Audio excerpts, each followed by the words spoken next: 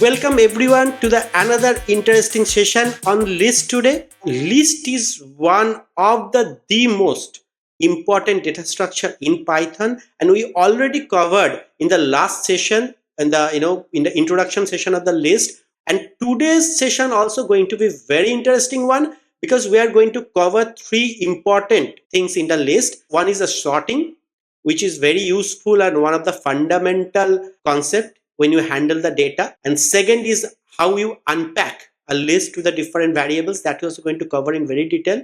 And third one, we're going to cover the looping a list. Without wasting any more time, let's jump in to the another interesting session on the list. Hope you are going to enjoy this.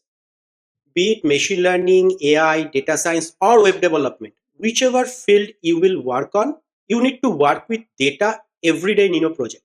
And sorting is the fundamental operation you will perform with your data, where you arrange the elements in the list in ascending or descending order. Python has a built-in sort method which provides tremendous flexibility and efficiency when you perform this operation. You can analyze the data, you can arrange your data, or you can prepare your data for further analysis with this sorting.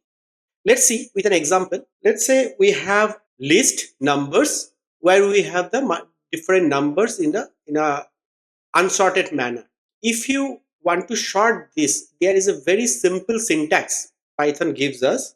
You have the list, and then with a dot notation, this built-in method in Python have sort, and that you will call it, and there is a optional attributes or parameter you have in this particular method that is called reverse, and by default is set to false. So that means it will be sorted in the ascending order. Optional one by default is set to false. This particular sort method modify this list in place. That means that it changes the original list. You see that we directly apply this method in this list. We are calling this method from this to the dot notation, and it changes this original list to this. Just for example, you made the change and you want to store it in a variable like the num, and you print that variable, you will get none. You will not get anything on this, because as it is an in place modifier, it modifies the original list in place, it will return none. So whenever you are going to apply this sort method, you need to apply in that list directly, and it will make the changes in the original list. This is something you need to be aware of. Okay, this is the ascending order. Now if you want to make it a descending order, then what you need to do is you need to make this true, this reverse parameter.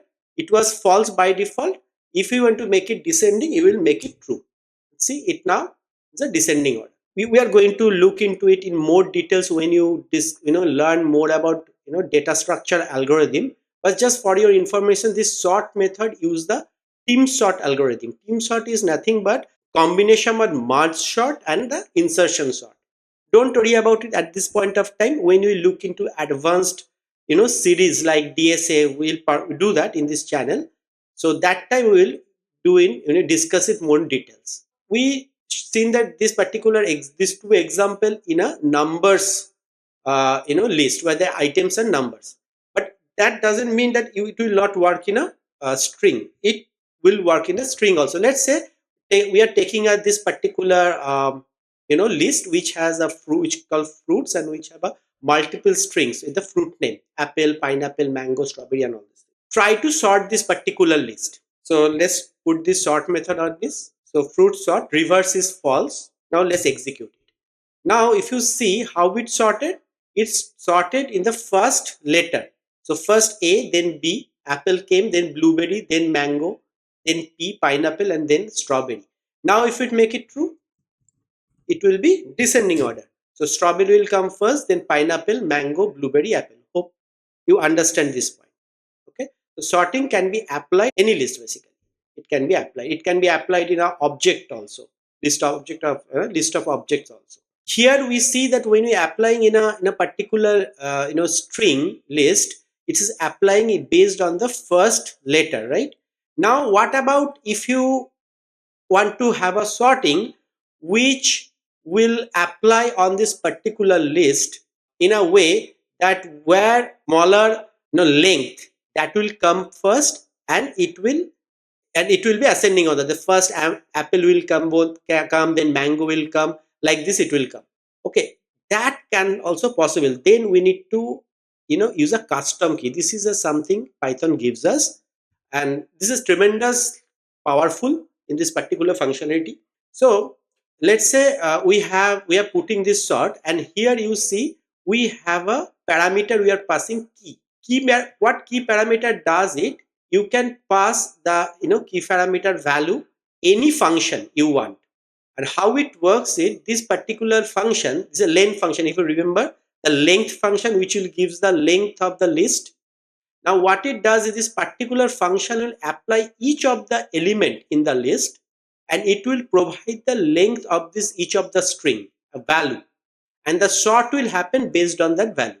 Now if you print it, yeah, you can you will see this how it happened. So I applied length function with the help of the key parameter. What it does is, it calculates the length of the each string, and then whatever the value it's coming, for example, for this apple it will get 5, for mango it will get 5, for blueberry it will get 9 or 10, something like that. So what is the length of this particular string it will get, and based on that value it does the sorting. So if you make it true, reverse is true, then it will just do the descending order. See, first strawberry came, then blueberry, pineapple, apple. Not only the length function, you can pass any kind of function on this, and this particular function will apply each of the element of the list, and whatever value it will get, based on that value the sorting will happen. So this is called the sorting with custom keys. Okay, in the sort method we have seen that it changes the original list. Actually it is the in place modification it does, right? So original list will be changed. But what about if you don't want to make change in the original list, you want to keep the original list? Then also Python, no problem on that. Python gives us another method where you can keep the original list, because this sometimes this sort method which is modifying the original list is not that convenient, but this is efficient, by the way. So this is our new list where 6040 is unsorted, unsorted order. This particular list we have in the numbers.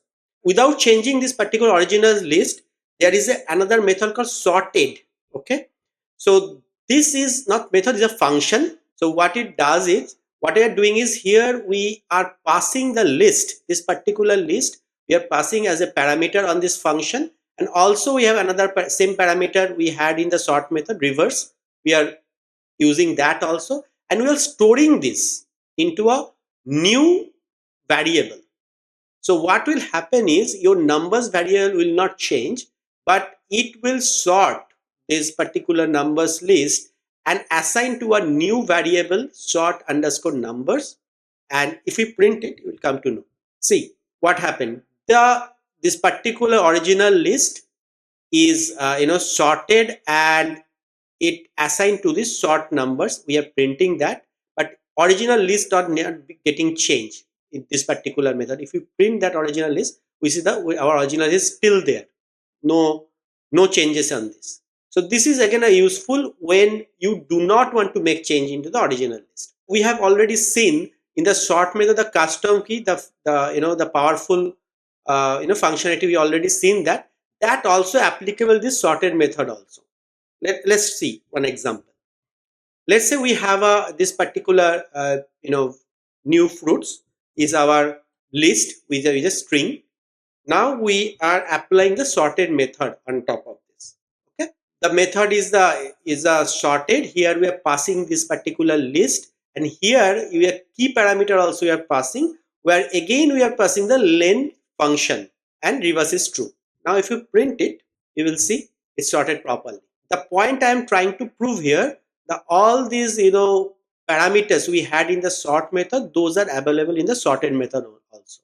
So you will use the sorted method when you want to keep your original list intact and create a new list after making the sorting the elements of the list. Then you should use this sorted method. But if you don't want to keep your original list, then you can use the sort method, which is more efficient in that. Okay, Sometime you want to separate element from a list and assign to a separate variable. This is particularly useful when you are working with a huge amount of data. You want to see your data separately. Specifically that point of time, this particular functionality become useful. This called the sequence unpacking or the list unpacking here. Okay, let's see how it works, and this is very useful technique. We have a this particular list, small list. We have 10, 20, 30. You want to assign these elements to a separate variable, then the syntax will be x comma y comma z equal to num. What you are doing is, in left hand side, defining a variable name with equal to the your sequence, that is your list here. So if you print this one, you will see this 10 assigned to x, 20 assigned to y, and 30 assigned to z. Clear, right? It's simple and clear. Let's say also another example. Let's say you have a list like this, where you have list. We have a 0 and 1 as an element, as well as we have a list as an element here. This is another list in a big list. Okay, in the outer list we have a inner list also as an element there. If we apply this unpacking technique in this list, then how it will work? Yeah, you got it. So what will happen is, the 0 will be assigned to A, 1 will assign to B. And if you are thinking that what will happen on this, then basically I am going to show you this is going to assign to C. So if you print it, you will understand. See, A is 0, B is 1, and C, this particular list, which is a particular element, one element, is assigned to C. If I ask you that how you unpack this 2, 3, and 4 also, is it possible? Yes, it is possible. Let me show you how. So what I am going to do is, here you see A, B is two variable, and I put C, D, E for these three elements put in a same sequence list and assigned to the list. If you print it, 0 assigned to A, 1 assigned to B, this 2 assigned to C, 3 assigned to D, and 4 assigned to E. So how this way you can also unpack all the elements if those are into another sequence, that also, nested sequence, you can unpack those also like this way. It sometimes happen that you do not need a particular element in that particular list. Let's say we have list. Okay, now I don't need this particular element 20. Then what you can do is, when you unpacking it, you can unpack with this underscore. This does not have any implication or significance. It's nothing but a convention we follow. When we using this underscore, that means that this particular element or variable we do not need. Another technique I want to show it, which is very powerful in unpacking. We have this particular list with us. Let's try to unpack this one. And if you see, we have how many elements we have? We have here 5 elements. How many variable we took? 3. What will happen? Yes, you are right. We are going to get an error because your variable, whatever the elements you have, your variable numbers also need to be same, right? Here the Python comes with a very powerful technique where you can use the asterisk. Okay, this particular symbol, what it will do is, it will first element 10 will be assigned to unpack to X, 12 second element will unpack to Y, all other remaining element will be packed in a sequence and assigned to Z. Okay, let's see that. See how it works. This is powerful, right? So you do not need to mention all the variables, and you need not to be exactly same number with the number elements. In that case, what you will do? So you will unpack your elements, whichever you need in the different variables, and others which you do not need, you can pack it into another variable with the asterisk symbol. Okay, it's not always that you need to be the last elements only. Let's say you have a requirement where you want to get this 10 and 22, first and last one. How will you do it? Yeah, you guess it right. So in this here, I am going to use the asterisk with Y. Then what will happen is, if I print it, you will understand that X unpack to 10 in unpack to x, 22, the last element unpacked to z, but the in between the three elements is packed as a list, a sequence, and assigned to y. Same can happen for the last two element also. If we need to get the last two, then what we did, the y and z, this 20 unpacked to y, 22 unpacked to z, and in the x we use the asterisk. So what happened? First three elements are packed to x, assigned to x. Hope it clears. It's powerful, right? Just one thing wanted to mention, that if you remember, we use this asterisk in a symbol very effectively in the function, when in a function where you have a multiple numbers of argument which you is not fixed, you do not know how many argument will be there, then you use the asterisk there, and that we already discussed in the function video. If you want to refer that, I am going to give that link into the description. Okay, let's look into looping a list. If you seen my videos on for loop and while loop, there we already used looping in a list, and it will be a piece of cake for you. And you want to look into more details on the looping, you can refer the video for loop and while loop we already have in this series. I'm going to provide the link in the description box. But coming back to the looping a list here, let's see how it works. Okay, this is very easy. So we have a list here, letter x, y, z.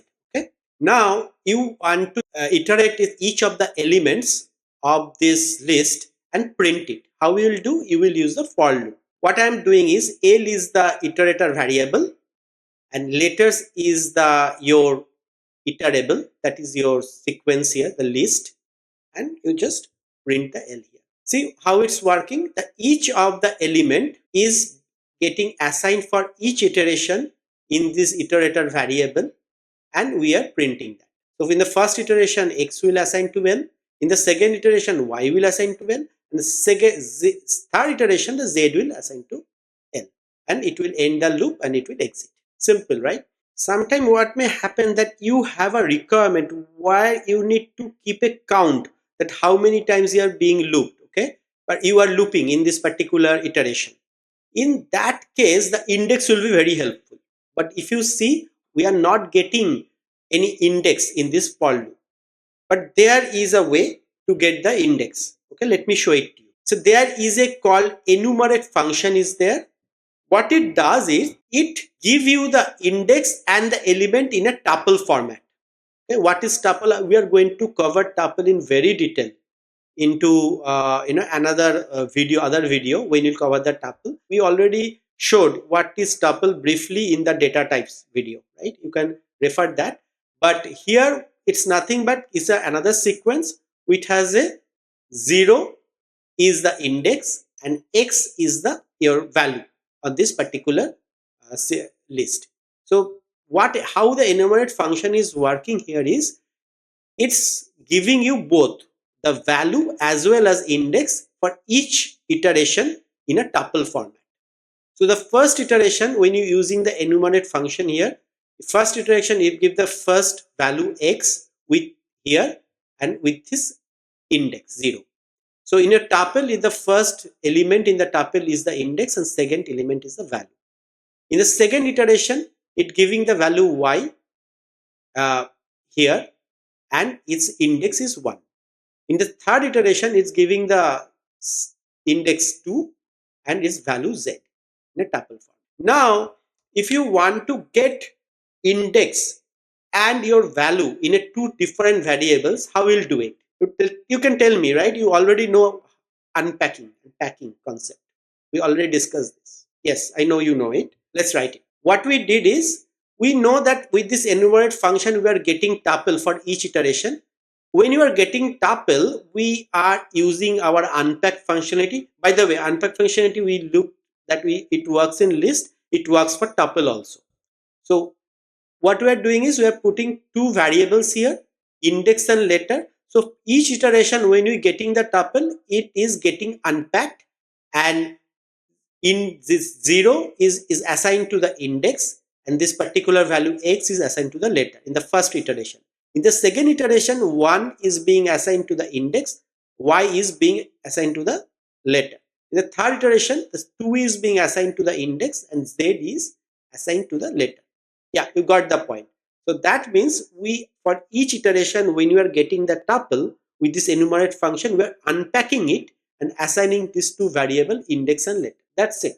It's simple and easy. Hope you understand it. If you have any question, any queries, then please feel free to put into the comment box. I will try my best to help you with the answer. So in this video, we covered three things in very detail. First, we covered how to sort a list, which is a very useful one because we are going to use this a lot when you work with the data in our data science project or machine learning. Every time we need to work with data in our project, then sorting will be helpful. Next, we covered unpacking list, which is also very useful, trick that when you have a lot of data, you want to see the data separately in a particular variable, you can assign those elements in a particular variable using the unpacking list. And there are different techniques we have seen in the unpacking list. And then we looked into the looping a list. We also looked into the enumerate function, how it works. It helps us when we want to get the index as well as the value together when we're looping the list, or we have to keep a count of the our iteration. Then also this enumerate function comes very helpful. I am going to upload today's code into the GitHub repository, and I will give the link of GitHub repository into the description box as well as the comment section. You can download directly from the GitHub. Hope you enjoyed today's video and learned something new today. If you like this video, then please hit the like button and share with others. And if you are not subscribed yet to this channel, then please hit the subscribe button as I upload new videos every week, and you will not miss any concept, and it will help you in the coding journey. See you in the next video. Till then, happy coding, happy learning. If you like this video, please hit the like button and share it with others. If you are new to this channel and not subscribed yet, then please hit the subscribe button so that you will get notified when I upload new content. See you in the next video. Till then, keep learning and happy coding.